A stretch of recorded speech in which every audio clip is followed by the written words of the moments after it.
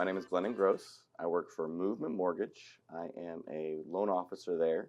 The types of service that we provide is financing options for a plethora of home purchase situations. So residential purchase, commercial purchase, multi-unit, mostly residential, first-time home buyers or investors, veterans, anybody looking to buy a home, either as a first home or 15th home. Love it. And then could you give me a brief history about yourself and how you got started in your industry and what led you to where you are today? Sure. Been in the industry since 2017. Been at Movement for 3 years. Transitioned from the restaurant industry, where I was in the restaurant industry for almost 20 years.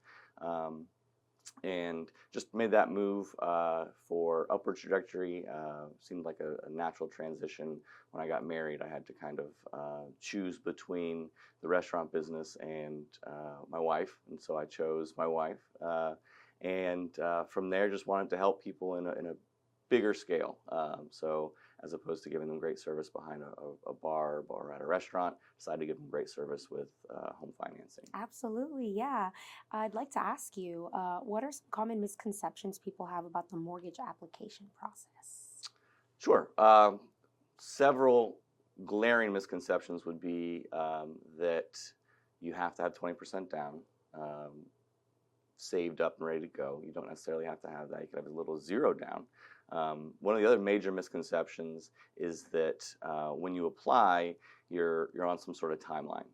I've got clients that have been looking for years, months even sometimes, and we work at the speed of you. So, if you're ready to buy today, we'll set you up. If you're ready in 6 months or a year, it's more about a conversation and starting it. The application isn't scary. It's very easy to do. And what it does is it allows us to kind of get under the hood and see where your finances are. And from there, we can really figure out a plan of when you'll be ready to purchase. Yeah, okay.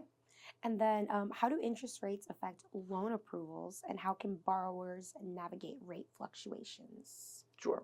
The biggest thing to think about with rates is that you have to look at the micro, not the macro. So, rates are going to go up and down. You're going to hear news, national news, things like that.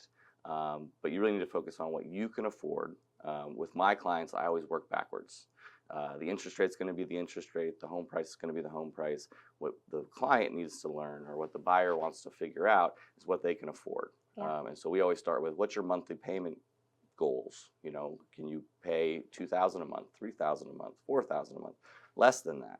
What kind of funds do you have at your disposal? If the interest rates go up, that may change the home price. We're always going to kind of stay within that realm of a comfortable monthly payment because, again, even if they can't afford the house with the interest rate that it's at, if prices go up or interest rates go up, we don't want them to necessarily be squeezed or feel uncomfortable. Yeah. We want to be able to grow into that house comfortably, and then when interest rates do come down, they'll pay less for that house. The refinance game will also come into play. Yeah, no, that's so true.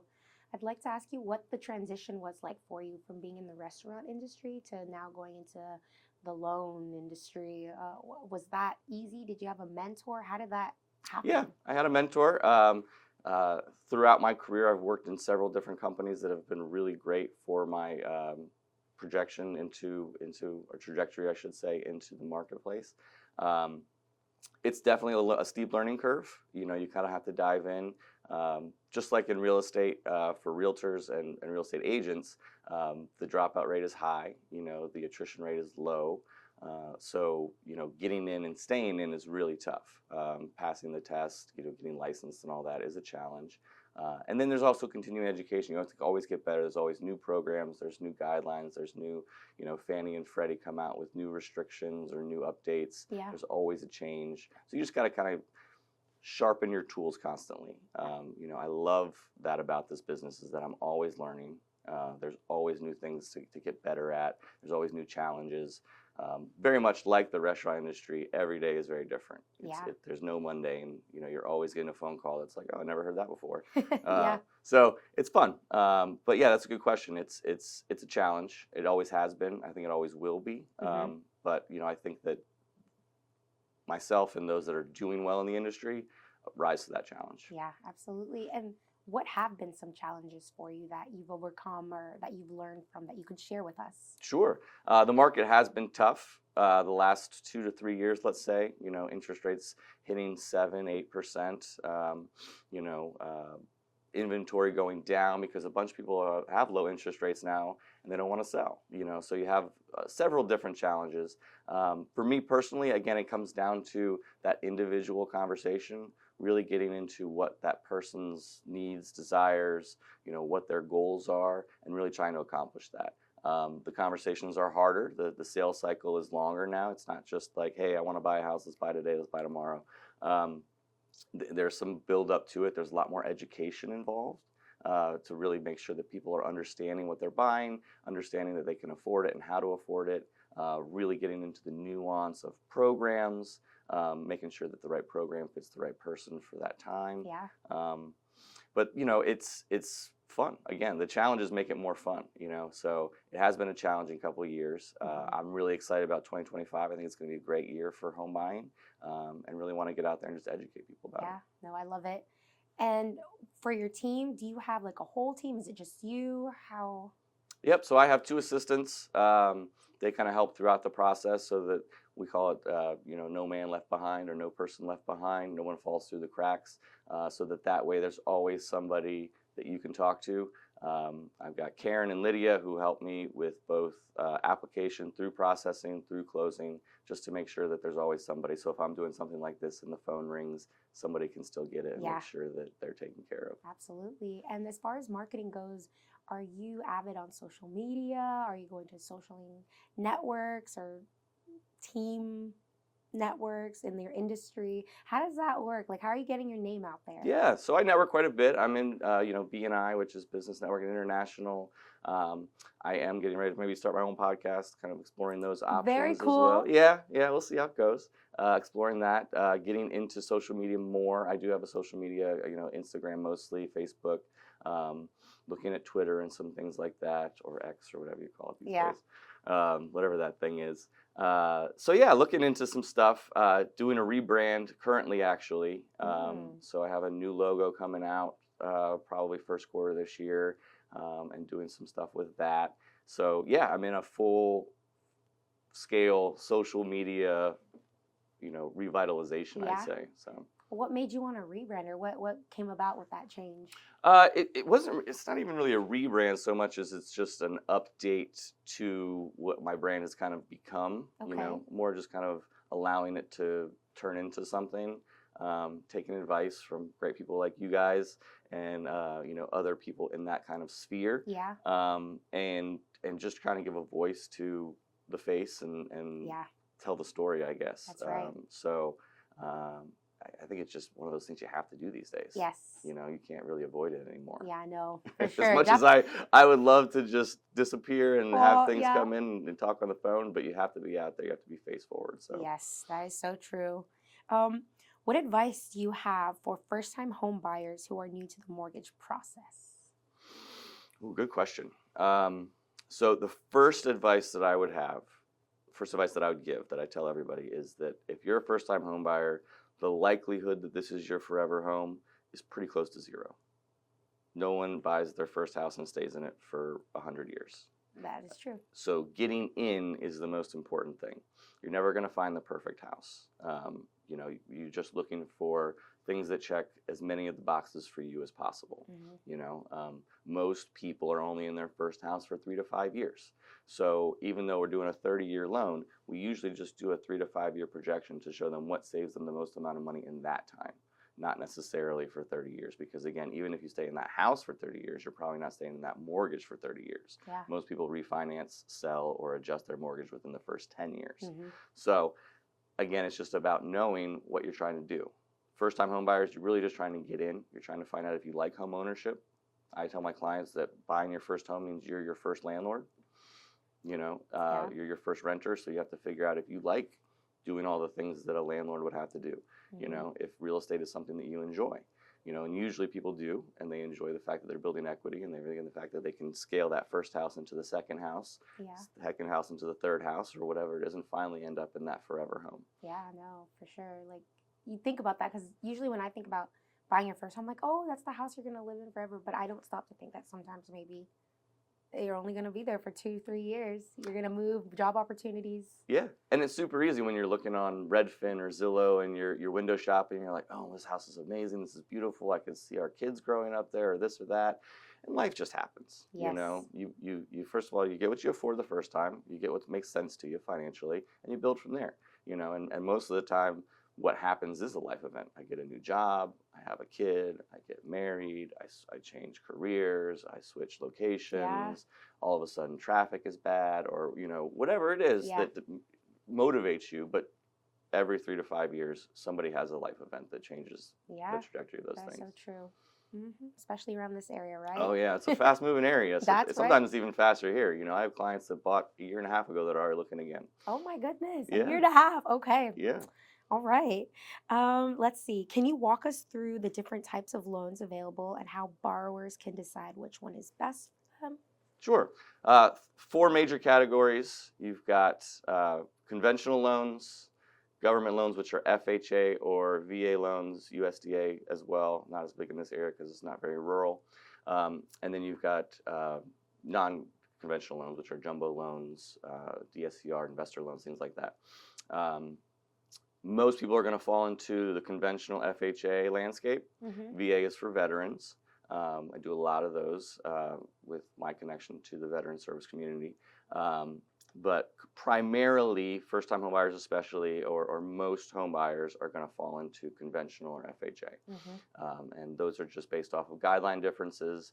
FHA leans more towards first-time homebuyers because it is a little bit looser as far as down payment, credit score, qualifications, and income. So your debt-to-income ratio can be a little higher with that, and things like that when pursuing which program makes the most sense for you. Yeah, and So- what is the process like when you're getting a loan? Like, what all information do you need? How do you get started? Is this something people can do on their own, or is it better if you go to a professional? I definitely would go to a professional. They have mortgage calculators out there. There's ways that you can. We do provide some information for people to kind of get a broad spectrum view of what they can kind of start to budget or calculate. But I definitely would, again, I use the analogy of a car. Like, if you want to buy a car, you want to look under the hood, Yeah. and you want to make sure the engine works. And so that's what we do. We look under the hood and we make sure that all the finances make sense. There's nothing that's going to hang you up. We check again, have to go back to 4 things, but 4 major things. We look at income, assets, employment, and credit. So those are the 4 things that we really check to make sure that there's nothing that's going to hang up. Guidelines are the rules. Yeah. So each program has its guidelines, and we just look to make sure that you can check all the boxes Yeah. so that the guidelines will go through and that you'll be approved for the loan. Yeah. And then how can people make sure that they're, I guess, up to date, or like what is the best qualifying factors for their guidelines to be approved or checked, or make sure that they're a great candidate? Like, what do you recommend for people to prepare? Yeah, I mean, again, I would say just hop on a quick phone call with a lender, with a trusted, With you, Glendon. with me preferably, but any trusted mortgage professional should be able to give you guidance in the right direction. And then from there, it's I'm not for everybody, but if you want to talk to me, I'd love it. Have that conversation. I always love to give guidance and get people set up for success. One of the things that we do that is relatively new to the market, I mean, a lot of people are starting to do it now, is we do a soft credit pull. So there's no hard credit inquiry. Gives us a little bit more into it without having to go all the way in and you're committing to it. You can go in and just kind of say, all right, we're going to do a soft credit check. We're going to look and see, here's some things that you may want to work on.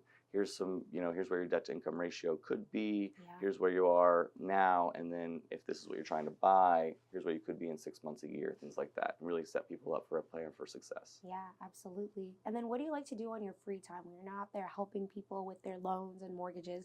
What do you like to do to relax and just unwind with? Well, I work a lot, so I don't have a lot of time for that. Oh my goodness. Part of my relaxation, I guess, is more work. So I'm heavily involved in my community. I coach volleyball. I play volleyball. I enjoy that. I enjoy time with my wife and my dog. We like to walk and hike and do a lot of things like that, travel. I set up we're looking to turn into a 501c3. It's called Cigars and Stoics. It is a community. We call it creating community through meaningful conversations. And so we're really trying to build awareness of mental health in the area. Again, it's been a challenging couple of years for many people, Yeah. not just in our field, but in other fields as well. And so we're looking to be a light, a beacon to help people get through it, together and learn through stoicism, actually, how they can take control of their lives and improve themselves Wow. to get through it. So that's something that's a big passion project of mine, something I'm working really hard on. Yeah. And then I also have a networking group that I set up about a year ago called Top Golf Office Hours. Okay. So we meet at Top Golf in Ashburn over here Fun. from 2 to 5 every Friday. So it's a great place to meet and network and socialize and kind of cap off the week, start the weekend with some other professionals. Yeah. We have anybody from pest control to real estate to investments to photographers and videographers to mortgage professionals, just a wide spectrum of people that come Wow. and connect. So That's I really awesome. enjoy doing that as well. Yeah, no, it sounds like you are busy. Oh my goodness. Like my question is, how do you keep your head on? Like, how are you not like, I have so many things to do. I need to do this. Like, do you have a checklist? Do you meditate? Like, oh my gosh. So I read a book called The One Thing. It's a Gary Keller book. It's a fantastic book. And one of the things he talks about is setting some time aside for yourself. So I live and die in my calendar. My calendar is like everything, so that I can make sure everything fits. And I go from one thing to the next very often. It's very busy. But the morning is my time. I set aside, I try not to schedule anything before 10 a.m., 9 a.m., and have that time in the morning to kind of set myself up for success. Yeah. So, and it's a practice. It's not always perfect, but it's again, that commitment to yourself and Yeah. commitment to your health and commitment to your plan. Yeah. Because it's very easy, like you said, when things are going everywhere to get Yeah. off the rails. Yeah, that's what I wanted to know, because I was like, okay, there's no way he doesn't have time for himself. Like, I know he's always working. He's doing his nonprofit, volunteering, doing all kinds of. I was like, there's got to be a secret, but there you go. That secret right there is like finding time in the morning, whether it's at night, whatever finds people the best way for them to find peace or have that mental health moment that they need. I think is so important. Absolutely. And I try to always highlight that all business owners, they're superheroes, but they're not. Everybody has their kryptonite, right? So they need to reset and take care of themselves, because sometimes if you don't, I feel like you aren't able to operate at 100 to help other people and to be the best. Absolutely. Right? Yeah. I mean, you use that analogy of like on the airplane, right? You put your mask on first. Yeah. You have to do the same thing in life. You have to make sure that your health and well-being is first, because if you can't take care of yourself, you can't take care of other people. Absolutely. And oftentimes people think, well, that's selfish. And it's like, no, it's not. You really have to make sure that you're in a good spot to be that hero or to be that strong person for your community, for your family, for your, for everything. So absolutely. And is there anything that perhaps I have not touched on that you would like to get out there for people to know about, whether maybe your industry, yourself, your personal life? You have the floor. Ooh, anything else? Yeah. Again, I'm just a big mindset person. I think that anybody that happens to come across this or sees this, should believe in themselves. You start with that, start with loving yourself, start with loving your process, dig deep and know that like the work pays off. It's not a matter of if, it's a matter of when, and I think a lot of people, again, being in this business 8 years, when I got in, I wanted to give myself 3 years no matter what. Yeah. I told myself, even if it, old Army phrase, embrace the suck, right? Like, if it stinks, if it's terrible, give it time to work itself through. And sure enough, the first year is very hard with almost anything you do. You start working out, you start a podcast, you start anything. The first year is going to be hard. The second year, you start to learn some things. And usually by the third year is when you can really decide if this is something that's for you. Yeah. And so that's what I would say is just mindset wise, give yourself time and grace. Like if you try something new, if you're trying to be better, it takes time. Yeah. You can't undo years of bad habits in 2 weeks, right? That's right. Like you have to give yourself time and allow yourself to learn, and learning is hard. Yeah. Most of the time. But the first step is just getting out there, putting yourself out there and doing it. Just doing it. Yeah. Exactly. Yep. And then I'd like to ask you, what's the most rewarding part of your job as a loan officer? Ooh, that's a good question too. Um, it's multifaceted. You know, there are a lot of things that I love about it. Again, the problem solving thing is a big part for me. I love starting with a problem and ending in a solution. Um, Seeing and helping home buyers. So I didn't grow up very wealthy. You know, didn't have a lot of homeowners in my household and my family for a long time. And watching what real estate can do for a family, for generational wealth, I call it changing your stars.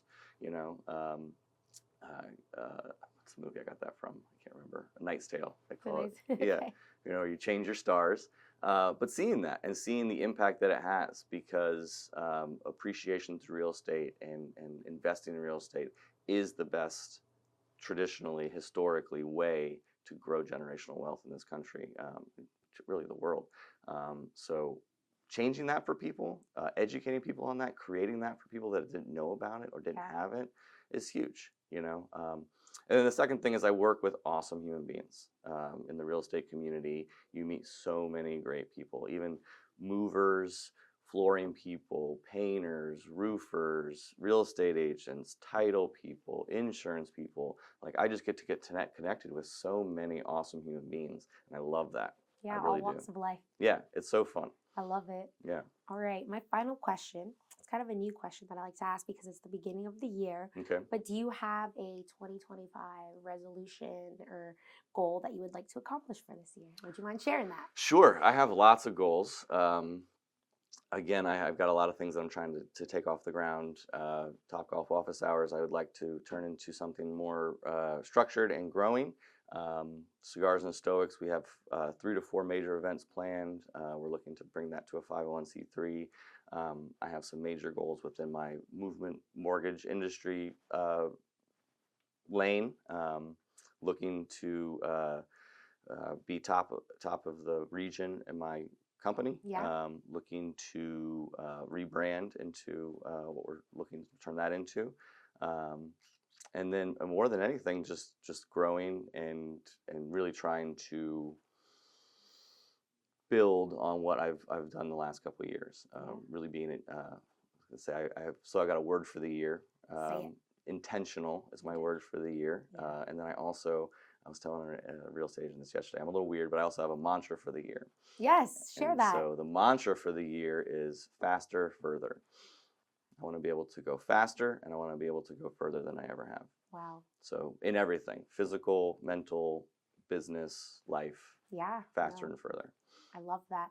Well, thank you so much for being on the podcast and Thanks for offering having this. me. Yeah, It was no, great. it was great. Absolutely. And good luck on your new rebrand and your podcast and Top Golf and all that good stuff. I'm sure it will all work out for you. Thank you. I appreciate And it. if you have any questions, we're right here. Awesome. Yeah. Cool.